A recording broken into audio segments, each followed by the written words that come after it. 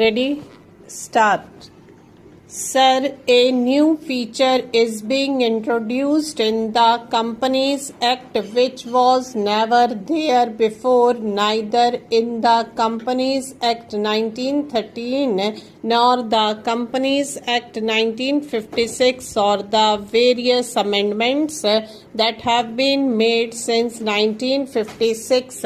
Only an abridged form of profit and loss account and the annual report will be sent to the shareholders, and on payment of fee he will be entitled to get the full report as he is getting now. If the Honorable Minister looks into the representations from various shareholders associations over the years, you will find that even the existing requirement of information to be provided to the shareholders is not enough. In fact, shareholders associations have already represented that the information given to them should be much more specific. In companies which have got various divisions, it should be division wise. There are a lot of other features which they have pointed out from time to time. Here we find a bill which has been ostensibly brought to protect these very small shareholders and depositors, which takes away even the existing rights being given to them.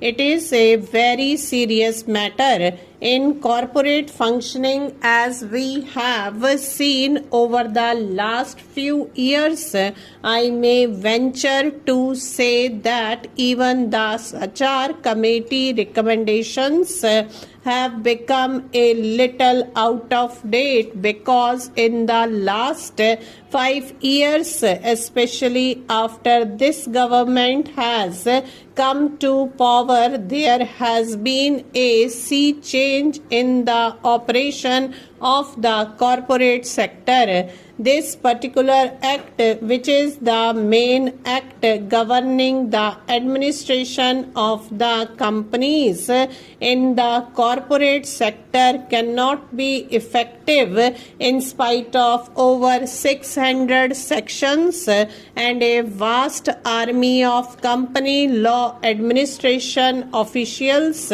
all over the country. The small depositors and the shareholders will always be left at the mercy of a certain government bureaucrat or a certain department.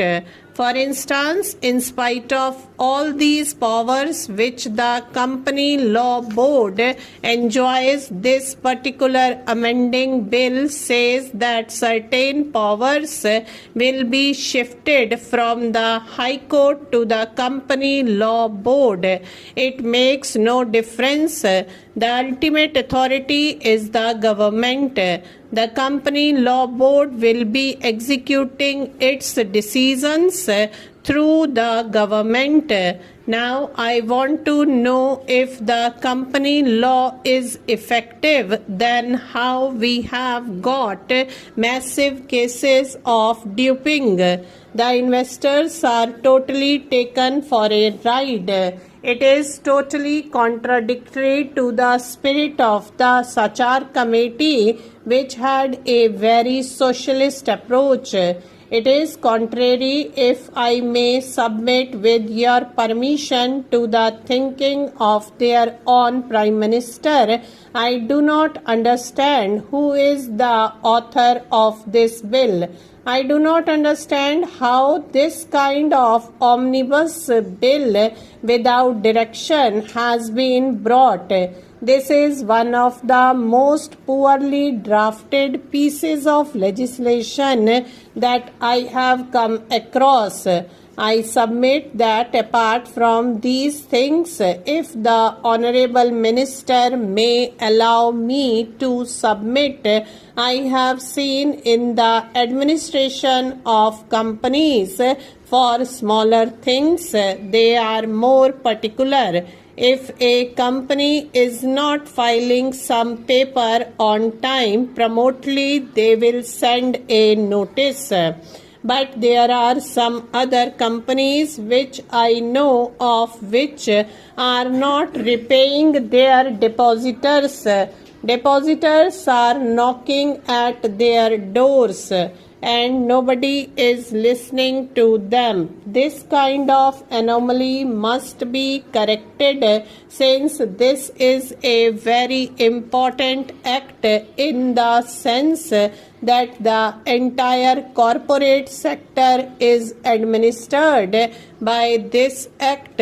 If the government has any power to discipline companies, it is through this act. And if this act is treated in such a callous manner, I am at my wits' end to understand how larger companies will ever come within the framework of any discipline at all. They will not. Whenever any controversy starts, we start the controversy of the public sector and the private sector. This is a needless controversy. In this country, we need the private sector and we need the public sector. In this country, we need large companies and we need small companies. Everybody must play his role as per the scheme of the Constitution, as per the scheme of various resolutions.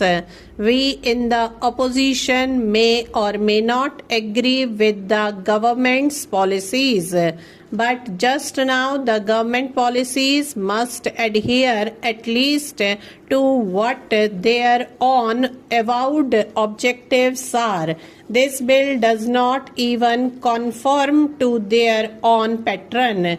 It is strange to me. I do not understand how these provisions have found their way into this bill, especially in relation to the entire corporate deposits and loans, just because a few high court judgments have clearly stated that a loan is different from a deposit.